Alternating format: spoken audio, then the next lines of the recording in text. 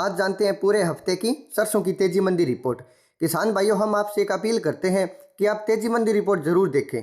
भाव प्रतिदिन घटते बढ़ते हैं, लेकिन तेजी मंदी रिपोर्ट देखना बहुत ज़रूरी है, जिससे कि आपको सही जानकारी होगी अपनी फसल को बेचने और खरीदने में।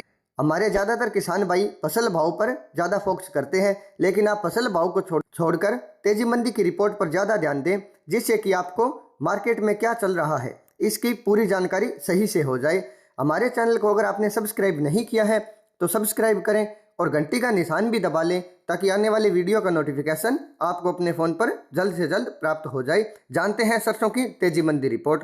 22 अप्रैल के बाद से ही खाद्य तेलों की तेजी ने मुड़कर नहीं देखा। यह वही दिन था जब 22 अप्रैल की साय को इंडोनेशिया के राष्ट्रपति ने सभी खाद्य तेलों के निर्यात पर प्रतिबंध लगाने की घोषणा की थी।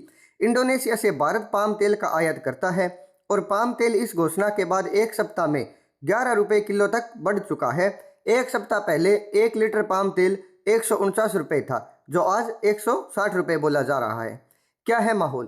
किसान साथियों, हम सीजन की शुरुआत से ही आपको सरसों के भाव और तेल तिलहनों को लेकर अपडेट देते रहे हैं। हमें पूरी उम्मीद है कि आपके लिए ये जानकारी उपयोगी साबित हो रही होगी। हमने शुरू से ही कहा है कि माहौल को देखते हुए खाद्य तेलों और सभी तिलहन के भाव में बड़ी तेजी आने वाली है। इंडोनेशिया द्वारा सभी खाद्य तेलों में प्रतिबंध लगाने के बाद अब इस खाद्य तेल और तिलहन की तेजी में बड़ा उछाल देखने को मिला है। इंडोनेशिया पर अपडेट।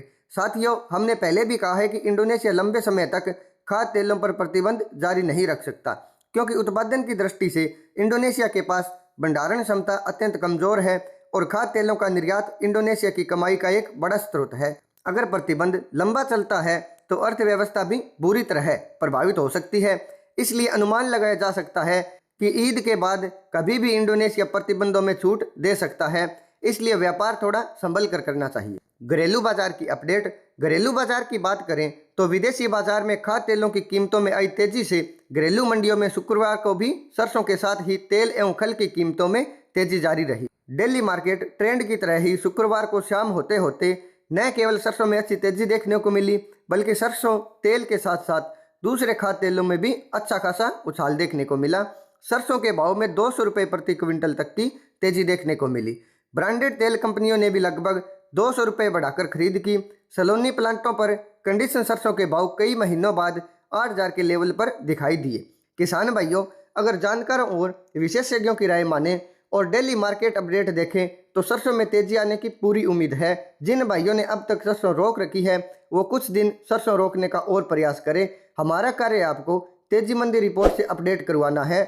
आप अपना व्यापार अपने विवेक से करें, क्योंकि आपका नफा नुकसान आप हमसे ज़्यादा जानते हैं।